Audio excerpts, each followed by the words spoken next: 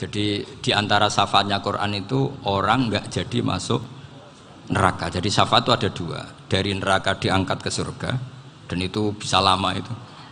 Tapi kalau syafaatnya Quran itu yang belum masuk neraka supaya nggak jadi masuk neraka. Karena neraka juga punya aturan, dia juga kena aturan fikih. Jadi, loh betul ini, saya ada guyon. Jadi kena konstitusi apa? Fikih. Sama tak ceritani syafaatnya Quran itu ada orang itu beling itu fasik. Itu dihafal surat Tabarok. Hafal betul. Tabarakalladzi biyadihil mulku wa huwa ala kulli syai'in qadir alladzi khalaqal mauta wal hayata. Pertanyaannya gini, boleh enggak orang menginjek surat Baqarah? Boleh enggak? Enggak. Padahal orang hafal Quran itu artinya ayat itu ada di hatinya. Fa inna wa ta'ala la yu'adzibu qalban wa al-Qur'ana. Allah tidak akan menyiksa hati yang menyimpan Quran, yang jadi flash disknya Quran, yang jadi rekaman Quran. Singkat cerita orang ini hafal. Pas ketemu Mungkar Nakir prosedur kan, ini orang fasik mau diantemin sama Mungkar Nakir. Prosedur ya, dia kan prosedur standar. Si surat Tabarok akhirnya menjelma jadi seseorang yang gagah berani. Kamu nggak boleh nyiksa orang ini. Saya ini kalamullah. Kalau kamu nyiksa dia berarti nyiksa saya. Kamu berani sama kalamullah. Wah ya tidak berani jadi Mungkar Nakir. Tapi orang itu nakal, harus saya gebukin. Tapi kata Quran tadi, tapi saya di situ pasti kena saya. Oh debat, nggak ada lajnahnya, ini nggak ikut. Kalau Gus Firjon ikut jadi lajnah. Kalau jadi lajnah pasti kroninan. Kalau santrinya dimenangkan nanti. Akhirnya debat. Ya sudah kita ketemu Allah. Akhirnya Mungkar Nakir sama Quran tadi surat Tabarok datang sowan sama Allah. Terus kata Allah, memangnya kenapa Mungkar Nakir? Saya harus nyiksa dia karena dia fasik ya Allah. Memangnya kenapa surat Tabarok? Saya ada di situ. Menurut aturan orang tuh nggak boleh injak-injak Quran. Kalau dia nutuk saya, nutuk Quran. Itu harus dikasih tahu fikihnya Mungkar Nakir. Akhirnya Allah ngendikan gini ke surat Tabarok. Ya sudah terserah kamu. Kalau terserah kula Gusti, Mungkar Nakir nggak boleh nyentuh orang ini. Ya sudah selamat. Sehingga terus itu sama baca di termasuk mujizatnya surat Tabarok di tafsir Ibnu Katsir banyak.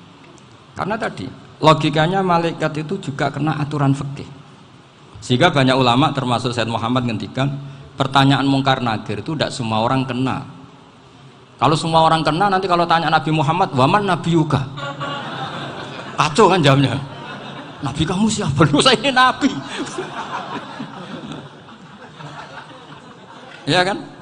Lah nanti kalau pas ketemu Nabi Ibrahim, waman abuka? Jadi repot kan? Makanya ada kiai yang guyon kalau ditanya, marab buka? Saya ini guru tauhid sembrono. Saya ini ngajar Ummul Barohin, kamu tanya marab buka?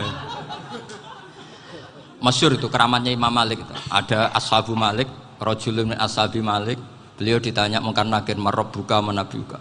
Imam Malik datang, ini seumur-umurnya itu ngajar tauhid. Kamu bedai nggak sopan kamu. Dan kita berharap barokah sampean ngaji nanti itu. Yes. Malaikat itu anak sungkane itu. Jadi itu ada. Dan saya meskipun guyon itu serius. Bedanya orang alim sama ndak itu di situ. Kalau orang alim itu guyon itu masih bener, masih serius. Coba saya bacakan ayatnya. Ala inna auliya Allahi la khaufun alaihim wa lahum yahzanun. Terus lahumul busyra fil hayatid dunya fil akhirah. Artinya kalau Mungkar Nakir dengan penampilan garang gitu, berarti ada ketakutan apa enggak? Ada. Padahal ciri utama walinya Allah tidak ada ketakutan.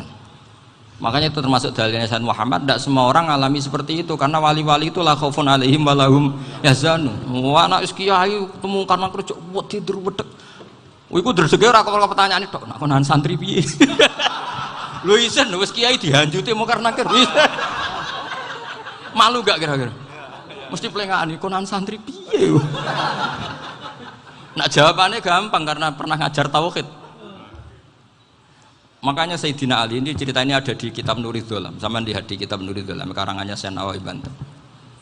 Itu Sayyidina Ali itu ya, andekan orang biasa mungkin ya agak-agak hasut, tapi ini wali gak boleh kamu katakan hasut. Dia itu mangkal sama Umar. Orang kok setiap orang pernah dibentak. Apa dia berani bentak Mungkar Nakir? Penasaran dia. Bagaimana kerengnya Umar itu berlanjut enggak gitu kira-kira. Akhirnya minta, ya Allah saya minta kasyaf. Ya karena yang minta Sayyidina Ali karena mau wajah dituruti sama kasuf. Dilihat Sayyidina Umar pas meninggal itu. Jadi hasud itu ya kadang penting asal baik. Loh betul bahasa Kanjeng Nabi kadang la hasada illa fisnaten. Itu Nabi bahasakan ya hasad.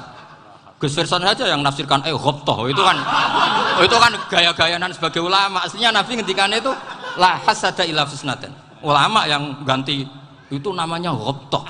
Wong Nabi sendiri nyebut hasad kok kamu tafsiri ghobtoh. Ya hasad ya hasad. Udah enggak usah ditawil-tawil pokoknya gitu.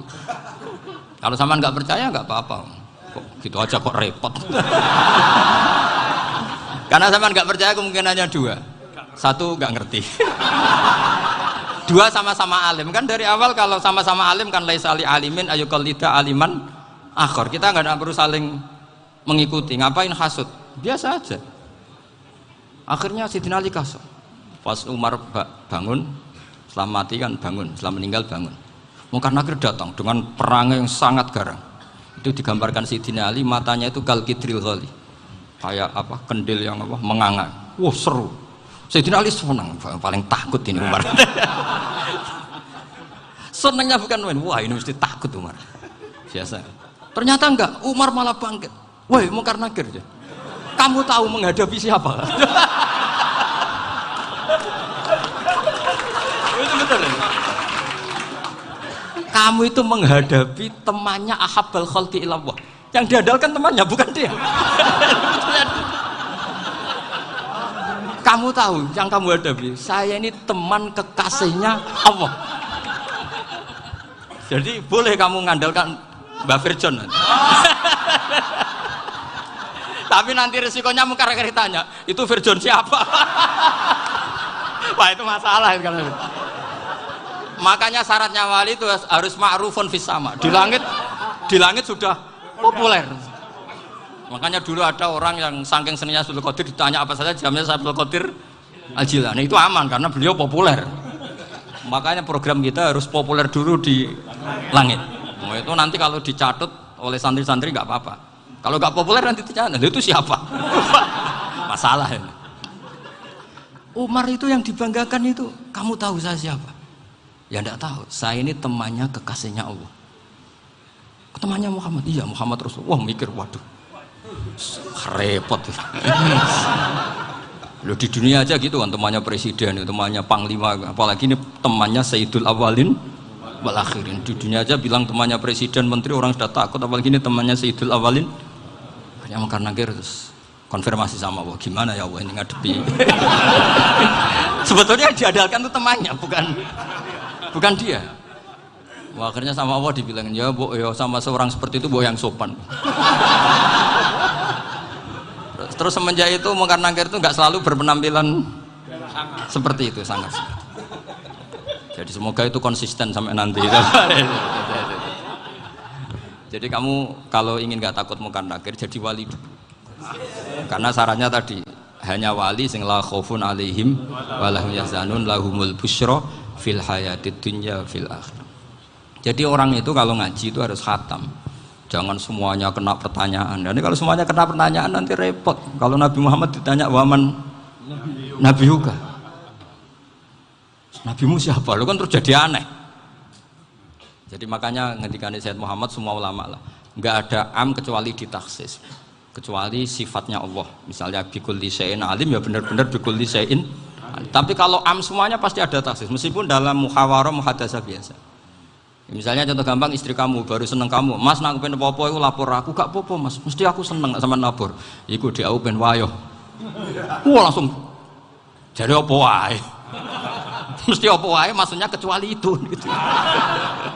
Padahal kalau ngomong mas sampean ingin apa saja tak dukung. Terus sampean bilang pengen iku wayo. Kira-kira disetujui apa enggak? Sama seperti kita kalau punya teman akrab, wes nang omahku gak apa-apa, anggap ae omahmu dhewe. Terus mlebu-mlebu kamar. Jadi tidak ada am kecuali di ditaksis. Artinya kalau ada cerita bahwa orang mati pasti ngalami ditanya Munkar Nakir, itu pasti ada am yang ditaksis. Itu pasti tidak dialami para anbiya, para auliya. Karena ciri utama wali itu la khaufun alaihim walahum yahzanun. Kemudian saya yang mau cerita ya supaya sampean bisa menghadapi dunia global ini. Tak bawa tafsir Munir termasuk tadi. Kenapa orang Islam Rasulullah SAW itu lebih senang kalau yang menang itu orang Nasrani Romawi ketimbang yang menang itu orang Faris, dalam hal ini ateis. Karena orang ateis itu lebih ngeri. Sebetulnya beberapa penemuan sains terutama di ilmu medis itu orang Amerika, kayak cloning. Tapi orang Amerika itu masih dilarang oleh gereja untuk mengaplikasi, karena nanti bayi cloning itu dipakai suku cadang. Di Amerika masih ditentang oleh fatwa-fatwa agama baik Islam maupun Kristen. Tapi di Cina itu dipraktekkan karena nggak ada halangan agama. Di Cina itu biasa ada kondom diolah lagi jadi alat-alat aksesoris. Di Amerika tidak ada karena masih ada agama, masih ada larangan. Sehingga orang Islam itu lebih takut kalau yang menang itu Persia, karena terus cara berpikir ternyata Tuhan itu tidak ada, langit nggak ada perannya. Jadi ketika yang menang Nasrani masih berpikir itu pertolongan Tuhan, meskipun mungkin cara mengatakan Tuhan beda dengan kita. Tapi ada satu kesamaan bahwa kekuatan samawi itu ada.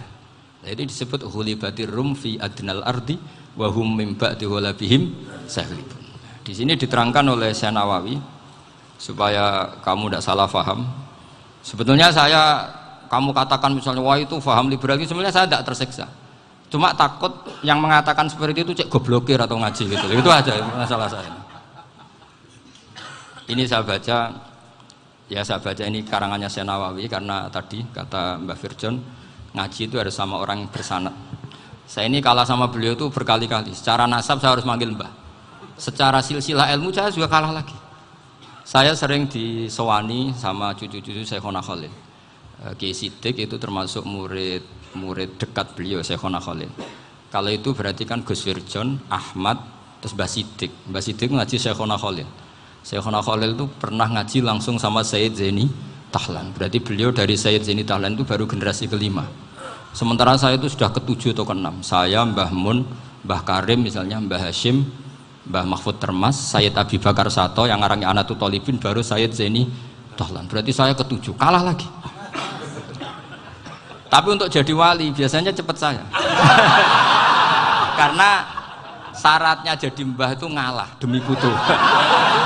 Jadi kalau beliau ngotot, saya dulu Gusti, saya mbahnya. Wah itu mbah yang nggak baik. Pasti jatahnya dikasihkan apa? Cucunya dulu.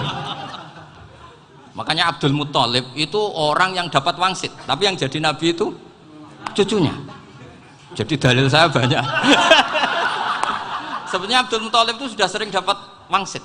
Karena saya bahasakan wahyu, Nabi yang protes, enggak nabi kok dapat wahyu. Tapi sebetulnya Abdul Muthalib itu masyhur. Kalimat-kalimatnya menunjukkan bahwa beliau itu sudah dapat wahyu kalau nanti cucunya itu jadi apa? Nabi. Makanya senangnya bukan main Abdul Muthalib sama Rasulullah. Putu seneng, mbah seneng putu.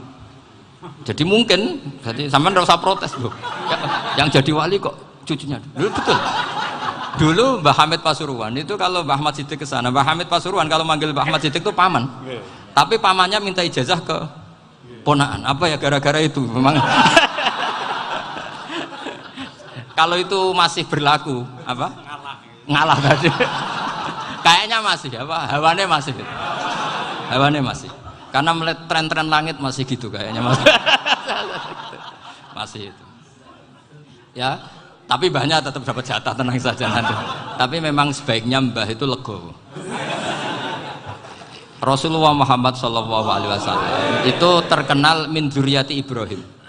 Tapi kata Rasulullah, ana dakwatu Ibrahim wa bisyaratu Isa. Aku nganti ngene iki barokah dongane Nabi siapa? Ibrahim. Jadi dongane Nabi Ibrahim ya tiba teng putu. Jadi banyak bukti bahwa jatuhnya ke putu. Tadi saya di kamar sama beliau berduaan. Nih Mbah sing dadi wali dhisik ndi? Aku webang.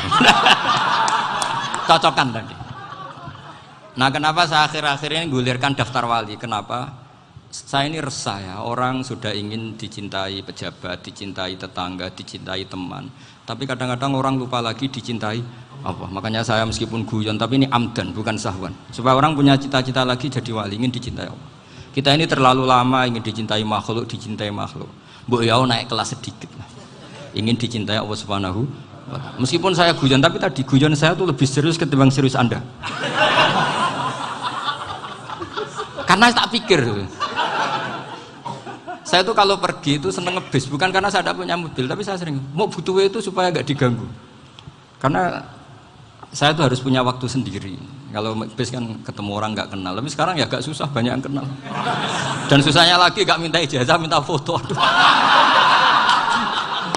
Repot tuh. Mau dibenci itu umatnya Rasulullah Shallallahu Alaihi Wasallam. Mau disetujui itu sanatnya mana? Kalau ketemu orang alim minta apa? Foto. Itu nggak ada sanatnya. Nggak tahu saya itu mazhab dari mana itu. Ya mazhab milenial yang jelas itu kan. Ini tak baca ya biar dapat, karena ini kenangan saya sama Mbah Ahmad Siddiq. Saya masih ingat betul beliau ngisi hallnya Mbah Abdullah bin Umar, berarti abahnya Mbah Hamid. Karena mbah saya itu Fatimah binti Khalid bin Umar, kalau Mbah Hamid itu Hamid bin Abdullah bin Umar. Itu saya masih ingat betul zaman itu Mbah Hamid setiap hall di Lasem itu rawuh dan saya derek mbah saya karena masih misanan datang ke Lasem.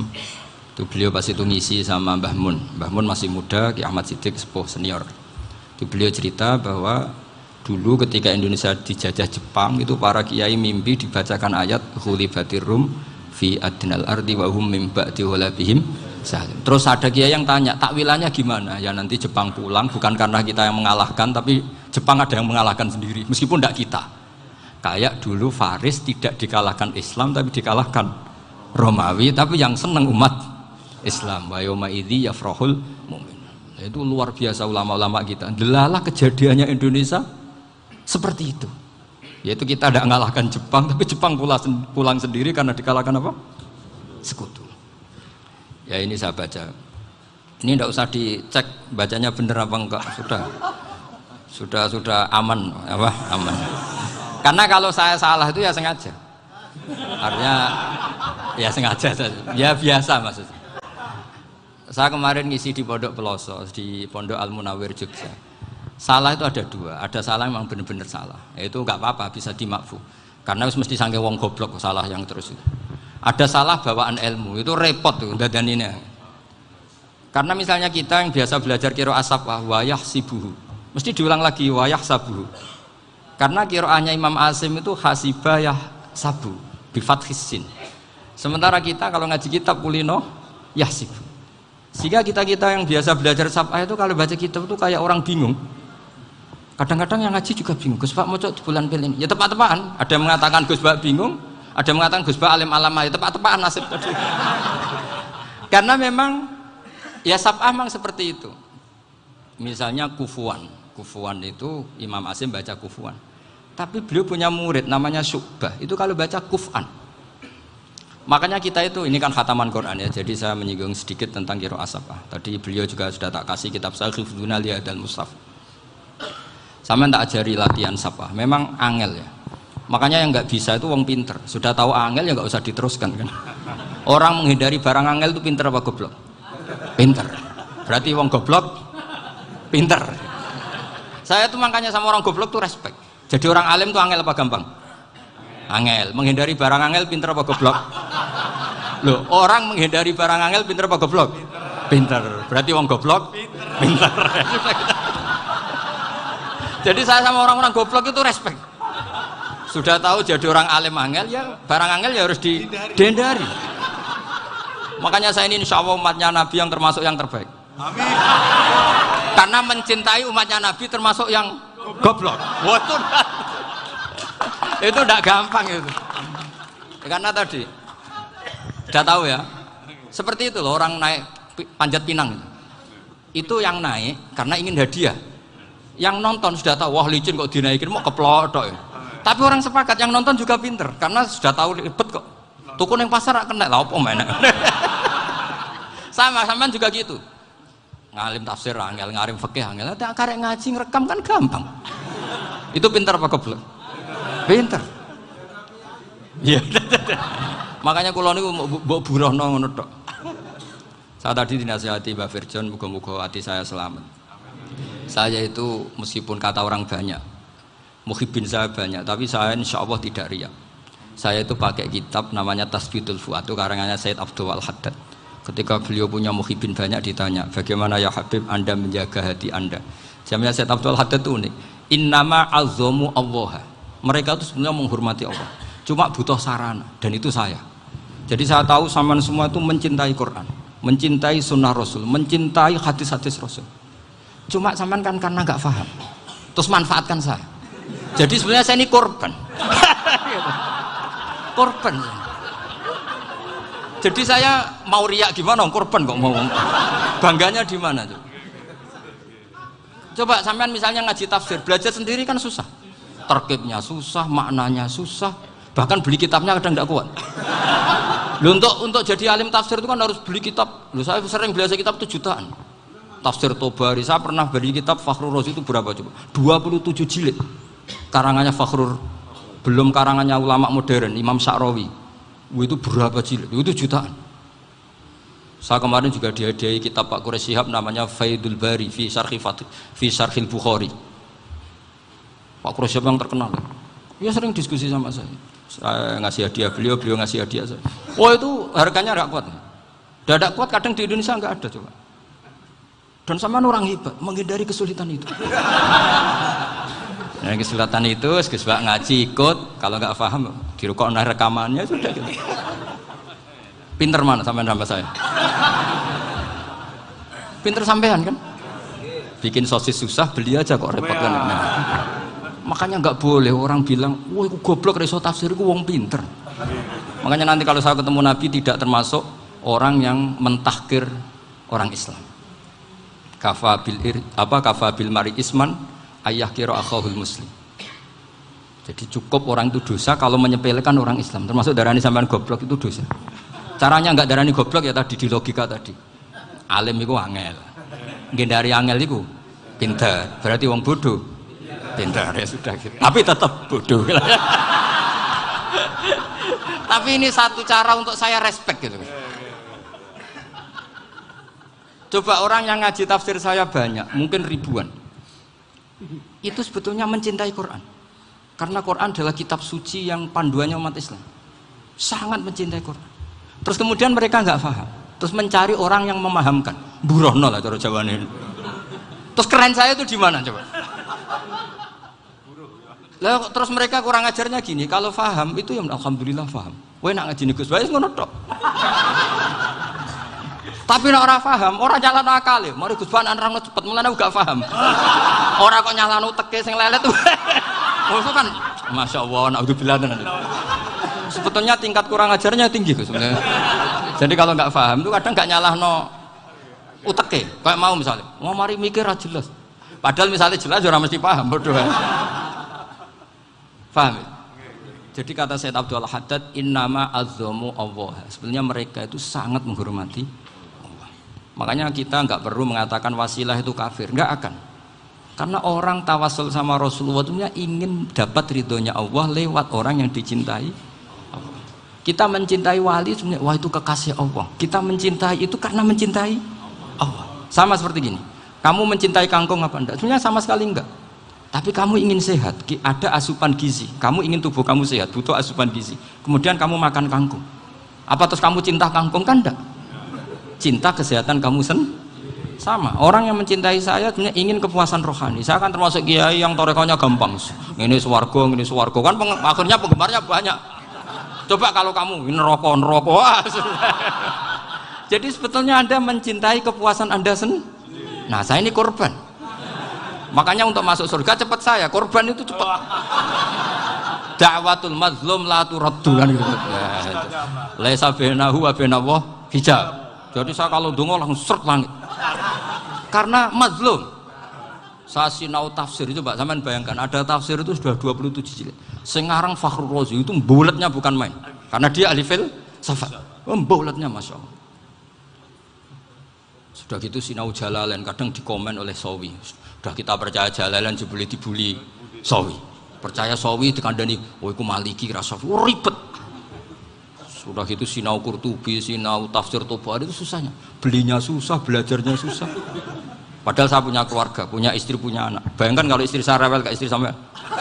Wah itu, tapi alhamdulillah enggak. Sama sekali enggak. Allah sudah milihkan, wah ini bahaya kalau punya istri rewel. Imam Sibawai itu kitabnya banyak, tapi yang terbukukan hanya kitab Sibawai. Karena beliau kalau sudah belajar lupa istri. Hanya pas beliau di pasar, kitabnya dibakar semua sama istrinya. Karena dianggap saingannya. Ternyata yang dicerai tidak kitabnya, malah istrinya. Itu Imam siapa? Sibawai. Tapi alhamdulillah kitab saya nggak terbakar, aman. Saya teruskan ya. Jadi untuk menjaga riya dilatih innama azzamu Allah. Sebenarnya mereka itu menghormati Allah. Sehingga wasail-wasail itu sebenarnya nggak pernah jadi subjek pelaku utama, enggak. Tetap Allah. Sebab itu kata Sayyid Muhammad, kamu kok mengatakan wasilah itu kafir itu gimana? Ketika innallaha qad ba'atsa lakum taluta malika. Talut itu ya manusia. PD-nya itu apa? Inna ayata mulkihi ayyatiyakumut tabut fihi sakinatum mir rabbikum wa baqiyatum mimma taraka alu Musa wa alu Haruna tahmiluhul malaikah. Jadi beliau PD itu kalau bawa sunduk semacam peti sakti, sing di situ ada baqiyatum mimma taraka alu Musa wa alu Haruna tahmiluhul malaikah. Ya kayak semacam jimat. Tapi saya bukan mensyariatkan jimat enggak, karena nanti banyak penjual yang pembohong juga gitu loh. Cuma cerita, kamu tidak usah mengatakan kafir. Dulu Tolut PD-nya kalau bawa sunduk semacam peti kesaktian yang di situ ada baqiyatum mimma taraka alu Musa wa alu Haruna tahmiluhul malaika. Sehingga Khalid bin Walid meskipun beliau sahabat dan menyaksikan wajah Rasulullah sallallahu alaihi wasallam, itu bawa sya'aratun min sya'aratihi Rasulullah sallallahu alaihi wasallam, bawa rambutnya Nabi. Perang kemana-mana itu diletakkan di pecinya. Nanti sama tanya lagi, masa pakai peci Khalid bin Walid itu? Wah panjang, sampai itu repot. Sampai tak warai ngaji usul fikih. Usul fikih itu kalau ngaji itu ada istilah tangkihul manat. Ini mesti ini wilayah yang kita bisa berdebat sama Mbah Firjon. Dulu itu musuh saya karena saya makili Anwar, beliau makili Peloso. Tapi tahu-tahu kalah tua terus saya mengundurkan diri. Di fikih itu ada istilah, ada tangkihul manat, ada tahqiqul manat, ada tangkihul manat. Tangkih itu kira-kira gini, lafadz hadis itu dibuang sekian untuk tahu bahwa itu madarul hukmi. Misalnya gini, tak beri contoh paling gampang. Sama harus paham, kalau nggak paham nggak pinter-pinter. Ja'a a'rabiyun ila Rasulillah sallallahu alaihi wasallam. Ya karena ini menghormati Mbah Ahmad Siddiq, saya orang alim, jadi ngaji ini tetap ada suasana alim. Ya harus ada suasana alim. Nggak perlu jadi orang alim tadi susah. Sudah ngindari susah itu pintar. Sudah itu aja. Jadi orang alim susah, ngindari barang susah pintar. Berarti orang tidak alim pintar. Nah, meskipun tetap sudah kita itu pegangi sampai mati nanti. Loh, jadi orang alim itu repot. Itu kata Imam Ghazali, kalau orang alim kalau masuk surga itu sama Allah nggak boleh. Kif, kamu nggak boleh langsung masuk surga. Coba cari umat kamu, syafaati dulu. Nah, saya takut nyari sampean nggak bisa kembali. Saya tidak punya rencana itu. Pokoknya masuk. Boleh sampean kuaduan, aduan balik raroh dewi, wah repot nanti saya. Berat jadi orang alim itu berat. Ya saya teruskan ya. Ada tangkihul manat. Ja'a a'rabiyun ila Rasulillah sallallahu alaihi wasallam. Faqala ahlaktu wa ma ahlakaka qal waqatu imraati fi nahari Ramadan. Ya sinarita, saya ini rusak ya Rasulullah. Kenapa? Karena saya menjima istri saya fi nahari Ramadan. Terus kata Nabi, kamu harus bayar kafarah. Napa Nabi kafarah? Puasa 2 bulan. Wong baru 1 hari aja terjadi gitu kok disuruh puasa 2 bulan. Ya tidak kuat ya Rasulullah. Baru berapa hari saya puasa aja kecelakaan seperti itu. Apalagi kalau sampai 2 bulan. Enggak ya Rasulullah. Ya sudah kalau gitu kamu pertama ngasih makan apa? Itku rokobah kan, pertama merdekakan budak. Tapi kan sekarang nggak ada budak makanya. Terus sekarang langsung puasa. Wah ini nggak bisa semua. Ya sudah ngasih makan orang 60. Kasihkan siapa ya Rasul? Ya orang fakir. Saya ini paling fakir. Di kampung saya ini orang paling fakir. Jadi mulai dulu orang fakir itu hubungan suami istri itu paling lancar. Mulai dulu. Makanya orang fakir itu anaknya banyak. Karena hiburannya hanya itu. Wong Ramadan aja. Coba mau ke ATM nggak punya uang, mau antri di bank nggak punya, mau apa coba? Itu mulai dulu. Ini sanatnya mutasil. Akhirnya sudah sanksinya kan tadi ya itqu raqabah atau puasa 2 bulan berturut-turut atau ngasih makan 60 orang miskin. Lalu kata ahli usul fikih, kata A'rabi dibuang, nggak menjadi catatan hukum. Orang kota pun kalau melakukan itu juga kena sanksi yang sama. Imro'atahu juga dibuang. Andai kan itu dilakukan untuk amatnya juga ketentuannya sama. Nah sekarang perdebatan antara Imam Syafi'i dan Imam Malik begini. Sekarang pertanyaan gini, jima istri itu hukumnya boleh apa haram? Boleh kan? Lalu kalau ada orang tanpa udzur kemudian makan siang-siang, cara Imam Malik hukumnya sama, harus kena sanksi yang sama. Karena sama-sama hadku hurmati Ramadan bighairi udzrin syar'iyyin. Sama-sama merusak hukum Ramadan tanpa udzur syar'i. Lu jima itu tidak zina. Kan hukumnya jaiz. Nah, sekarang makan hukumnya jaiz, harusnya juga kena ketentuan yang sama. Cara pikirannya Imam Malik. Nah, alhamdulillah Imam Syafi'i gak setuju. Wah, cara setuju repot. Bahkan orang-orang Syafi'i sudah punya khilaf, kalau gitu minum dulu. Iya, biar gak kena. Iya, biar iftarnya pakai minum. Setelah minum baru jima kan. Ini sudah menyiapkan khilafnya. Ini khas Syafi'i ini, bongsong rekayasa hukum. Nanti bisa belajar jauh cara ngakali hukum. Makanya guyonan yang masyhur Gus Dur itu gitu. Ada seorang kiai atau Gus lah, ya punya salah, namanya manusia kan punya salah, entah cangkruk entah apa, pokoknya punya salah. Ada wartawan yang ngiranya semua kiai itu orang suci, sehingga tanya sama Gus Dur, Gus itu ada kiai kok, ya pokoknya salah lah. Tapi jangan bayangkan dosa besar, enggak, kecil-kecil aja. Itu gimana itu? Padahal kiai kan orang suci. Jawabnya Gus Dur lucu. Ya justru yang boleh salah itu para kiai. Kalau kamu nggak boleh. Loh, kok bisa Gus? Karena mereka tahu caranya tobat. Repot. Kalau kamu nggak tahu caranya. Sama pelanggaran hukum itu ya harus pakar-pakar hukum. Itu yang tahu caranya rekayasa. Kalau kamu ya kena pasal kan ya. Jadi kamu jangan niru saya ini punya sekian cara untuk nah, itu namanya khilah. Makanya kata Sayyid Muhammad, kamu tidak usah anti khilah, karena Abu Hanifah itu membolehkan khilah, kitabul khiyal. Yang penting kamu soleh dulu, setelah soleh nanti Allah maklumi. Soleh dulu, syaratnya soleh dulu. Kalau tidak soleh jangan. Contohnya gini, ada orang mau puasa lemes sekali, mau makan, gampang. Kalau langsung makan kan kayak hadku hormati Ramadan biwiri udrin syar'iyyin. Aku langsung mau jembera sowan Mbah Firjon. Sudah status saya apa? Musafir. Ya, sudah berangkat aja sampai Tuban makan. Nanti kalau nggak jadi ya nggak apa-apa sudah. Kan mulai pergi sudah musafir. Saya tidak tahu nanti malaikat tertarik gebuki nggak tahu. Tapi itu ada khilahnya. Asal soleh. Karena kata Sayyid Muhammad dan semua kitab mengatakan itu. Kalau sama nggak tahu ya kebablasan. Nabi Ayub, nabi yang terkenal Gudiken itu siapa? Ayub ya. Nah, itu yang Israiliyatnya kan seru lah. Gudiken dikukur bek kreweng itu terlalu lah kalau itu. Untuk kreweng konti, orang Arab orang kreweng itu sudah masalah itu. Singkat cerita, Nabi Ayub ketika diasingkan kaumnya itu kan nggak punya sumber makanan. Lah orang lelaki itu mulai dulu egois. Istrinya Nabi Ayub itu cantik sekali, udah cantik, rambutnya bagus. Makanya kamu nggak usah tanya kenapa istrinya Kiai banyak yang cantik. Ya, warasatul anbiya, nggak boleh gitu. Kalau nggak cantik ya warasatul anbiya dari segi balak. Istrinya Nabi itu semuanya cantik. Nggak usah tanya sebabnya apa, pokoknya gitu, semuanya cantik. Singkat cerita, beberapa kali istrinya Nabi Ayub itu kerja demi bisa nafkahi Nabi siapa? Suatu saat itu tidak ada pekerjaan yang cukup untuk beli roti.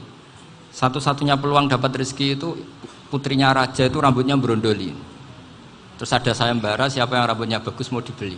Sampai rambutnya istrinya Nabi Ayub itu dijual. Nabi Ayub tersinggung karena itu mengurangi kecantikan. Jadi lelaki mulai dulu gitu. Udah nggak urun kalau istrinya nggak cantik itu komplain. Itu khasnya lelaki. Jadi kalau kamu gitu ada sanadnya juga, tenang saja ya. Komplain ya pegawaian itu. Saking mangkelnya Nabi Ayub terus ngendikan la adriban naki mi'ata sautin. Kamu akan saya pukuli dengan mi'ata sautin atau dengan 100 cambukan. Atau mi'ata dikhtin atau mi'ata apalah sesuai konteks zaman itu. Engko namanya pecut tuku konti kok ribet lagi. Singkat cerita akhirnya ketahuan bahwa istrinya menjual itu demi Nabi Ayub. Allah nggak ridho kalau kekasihnya yaitu istrinya Nabi Ayub wis perjuangan kayak gitu malah kena hukuman. Tapi Allah juga nggak ingin kekasihnya yang bernama Ayub melanggar sumpah. Padahal beliau sudah sumpah, wallahi demi Allah nanti tak pukul dengan 100 kali. 100 kali dengan lidi lah misalnya, contoh yang gampang itu lidi.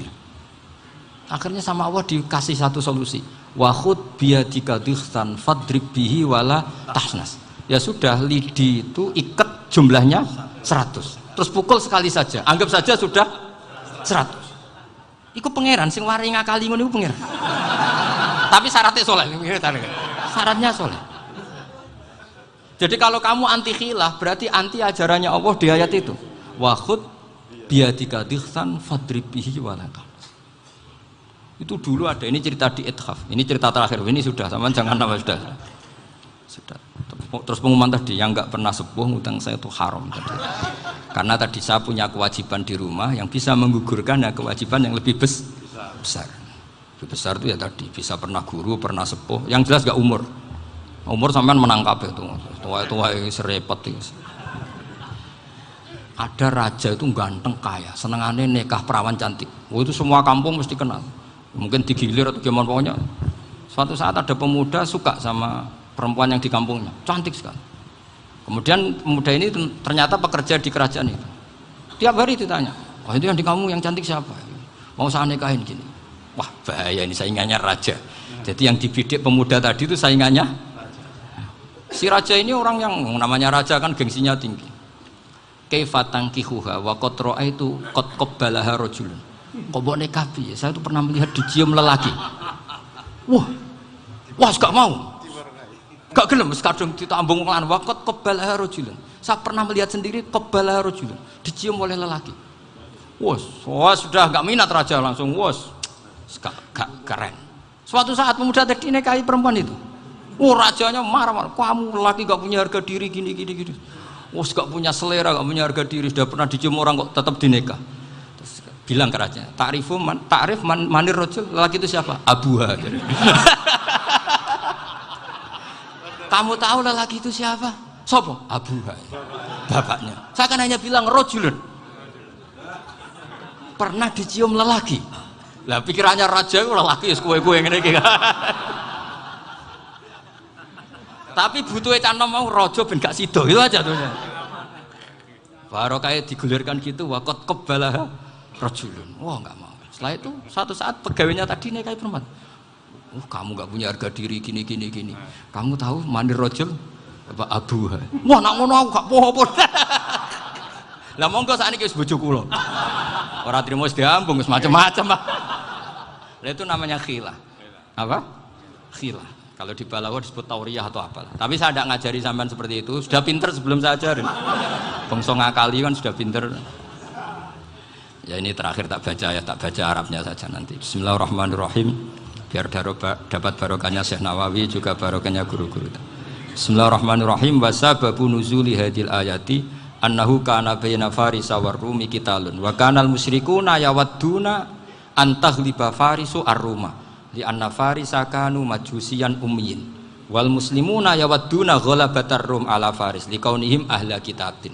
Jadi zaman dulu orang Islam lebih senang kalau yang menang itu orang Nasrani.